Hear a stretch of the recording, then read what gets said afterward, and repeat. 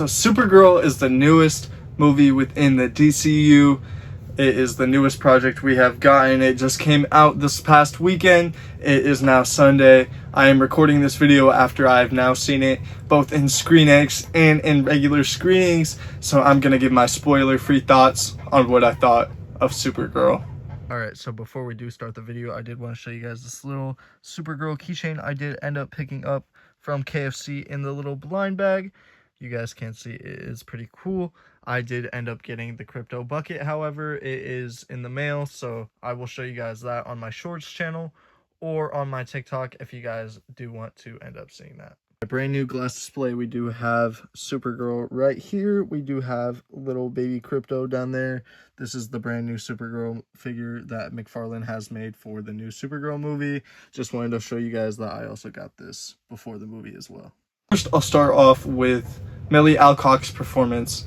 I think Millie Alcock definitely gave a really great performance as Supergirl. Her character goes through this sort of journey where she kind of has to face some hardship. So she's not exactly the best person at first, but she does kind of find the good and the truth within herself that she is really a great person. Millie Alcock also has a great relationship with Ruthie's character that really replicates the relationship that is found within the book Supergirl Woman of Tomorrow, which is what this movie was originally based off of. I dropped the title, that was because this movie definitely makes some big changes from the book, and we'll definitely dive more into that as we get into the review more. I thought the actress that played Ruthie had a great performance. I thought Ruthie was a great character within this. Like I said, I thought it was great how they replicated her character from the page to the screen, as she was a little annoying, but in kind of a good way, where she kind of learns different things with Supergirl along the way, and I thought she was a very great character for this movie. Jason Momoa, he definitely stole every single scene that he was Lobo in. Oh my god, the action with Lobo was so awesome. Every single scene we did get Lobo in was very spectacular. They did get Lobo for, you know, a couple minutes within the movie. I definitely say he has like 10-15 minutes of screen time. He's barely in the movie, but I definitely say that his part was well played, and he's definitely built to play Lobo. Rem was definitely a bland villain for this movie. In the book, he is kind of a bland villain anyways, but in this movie, they kind of made him look all nasty and all tough. You know, they tried to make him look as tough as they could, but he definitely was overpowered in a way, and he definitely was just, you know, a fall flat villain. He didn't necessarily have a reason to why he was doing anything. He was just kind of a villain that was bad to be bad, and he kind of just was sick in his own way and was doing sickening things within the movie, but you know, he was just doing that for the sport of it, I guess. I really liked Superman's character within the movie. He was just being, you know, good old Superman, being the good old cousin he was. All the scenes that they included him in with were really awesome. We get to see some of them in the trailer, obviously, but they do have a couple other scenes that he is in, and he is spectacular. It's David Cornsweet. His movie was awesome, so of course he was awesome within this movie as well.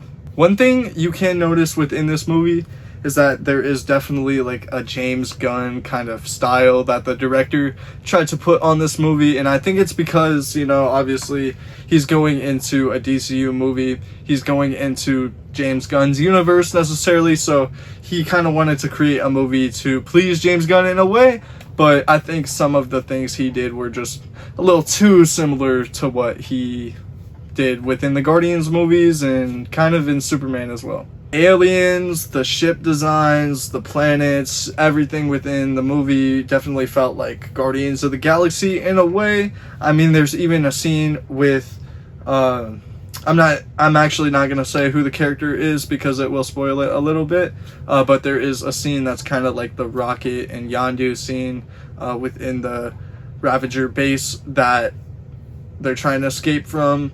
It's just like a watered down version of that scene, and I just felt like a lot of it was like Guardians of the Galaxy tropes and things that they would do within those movies. One thing I did not like about this movie, however, is that it does have kind of a washed out tone. Supergirl, as you know, she is a bright, colorful character, And this movie, it's just kind of dull. It has like a Mad Max style to it where it's just like all sandy and, you know, wasteland and everything like that. And I think that kind of falls flat for a Supergirl story. It kind of makes her stand out in a way, but at the same time, I kind of wanted the rest of the scenes to stand out just as much as her character. The book is also very colorful. Supergirl Woman of Tomorrow is also a very colorful book. So I think with that being said, they should have definitely went for the more colorful approach. I do think that some people are going to be fine with it. Some people are really not going to like it, especially if they have read the book itself. I won't say Supergirl was a bad movie. I just say it was a pretty good, pretty average superhero movie. Definitely on the scale of something like The Incredible Hulk or like the first Thor movie, just like some average superhero movie that will probably eventually move past. Some people are just so furious about it, and I have no idea why, because I don't really think it's that bad of a movie. I just think it has some pretty average tropes and some average things to it that just make it, you know, kind of just lay as, you know, the groundwork for a superhero movie. That being said, I still had a really great time with this one. I would give it a 3 out of 5 stars on Letterboxd. I also think this movie is a lot more for the audience than it is for the critics, and I think the audience is going to have a lot better of a time with this movie. This is a new DCU movie, new DC content. I'm always excited to see it, and I hope you guys are excited as well. Alright, that being said, I'm going to get into the spoiler review in the next video. You guys will see that. You guys can have fun with my thoughts on all of the kind of spoiler-ish things within the movie. I'll talk more about Lobo, obviously some of the more plot points within the movie. Make sure you guys like and subscribe, turn that bell notification on so you guys can stay tuned for that. That being said, that's going to be it for today's video.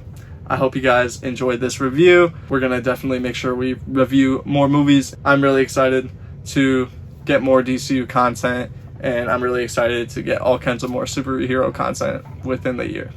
Alright, I'll see you guys next time. It's Mr. Wingman.